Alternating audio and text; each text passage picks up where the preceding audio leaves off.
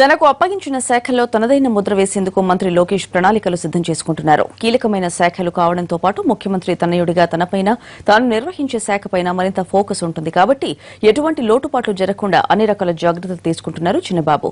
ఇదే క్రమంలో తాను చేపట్టబోతున్న శాఖల్లో ఒకటి మాస్ అయితే మరొకటి క్లాస్ కావడంతో రెండింటిని బ్యాలెన్స్ చేసుకుంటూ పరిపాలనపై తన వర్కింగ్ స్టైల్ వేసేందుకు కసరత్తు చేస్తున్నారు. మంత్రివర్గ విస్తరణ తర్వాత కేబినెట్లోకి కొత్తగా వచ్చిన మంత్రుల్లో మిగిలిన వారంతా ఓ ఎత్తైతే నారా లోకేష్ మరో ఎత్తు. సీఎం కుమారుడిగా లోకేష్ పనితీరు మీద ఆయన నిర్వహిస్తున్న శాఖలపైన అందరి దృష్టి ఉంటుంది. దీంతో లోకేష్ కాస్త జాగ్రత్తగా ముందుకెళ్తున్నారు.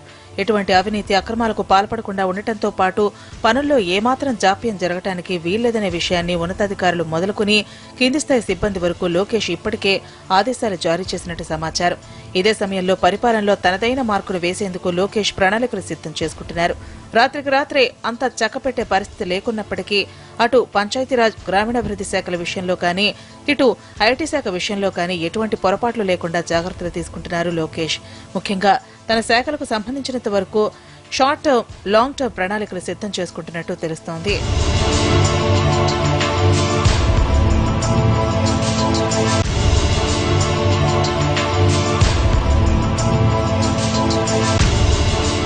ప్రస్తుతం ఎండల సీజన్ కావడంతో పల్లెల గొంతు ఎండకుండా తీసుకోవాల్సిన చర్యలపై లోకేష్ పూర్తి స్థాయిలో దృష్టి పెట్టినట్లు కనిపిస్తోంది.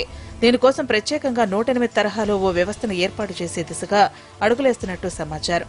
నీటి కొరత ఎక్కడ ఉంటుందో అక్కడికి ట్యాంకర్ల ద్వారా నీటిని సత్వరం అందించేందుకు ఇప్పటికే చర్యలు మొదలుపెట్టేసినట్టు సమాచారం.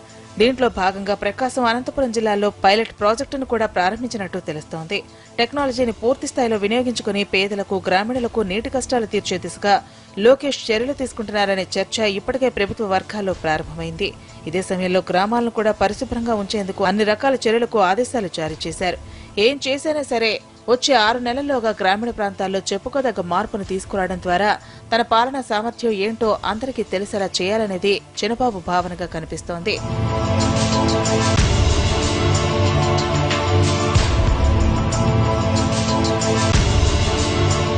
మరోవైపు ఐటీ సెక్టార్లోనూ వీలైనన్ని పెట్టుబడులు, ఉపాధి కల్పన సాధించే దిశగా ఐటీ దిగ్గజ కంపెనీలు, దేశ విదేశాల్లోని ఐటీ ప్రముఖులతో ఇప్పటికే చిన్నబాబు సంప్రదింపులు జరుపుతున్నట్టు సమాచారం. ముఖ్యంగా రాయలసీమను ఐటీ, ఎలక్ట్రానిక్స్ పరంగా అభివృద్ధి చేసేందుకు పక్కా ప్లానింగ్ ను రెడీ చేసినట్టు సమాచారం. చిత్తూరు జిల్లాలోని శ్రీ సిటీలో ఇప్పటికే ఫాక్స్కాన్ కంపెనీ తన కార్యకలాపాలను ప్రారంభించింది. అలాగే కియా సంస్థ కూడా రాబోతోంది. దీంతో పాటు మరో పెద్ద సంస్థను తీసుకురాగలిగితే రాష్ట్ర స్వరూపం మారిపోతుందనేది చిన్నబాబు అంచనా. ఇదే టైంలో ఎన్నికల నాటికి 5 లక్షల ఉద్యోగాలు ఇస్తామనే మాటను అక్షరాల నిజం చేసి చూపించాలనే దిశగా పూర్తిస్థాయి కసరత్తు చేస్తున్నట్టుగా కనిపిస్తోంది.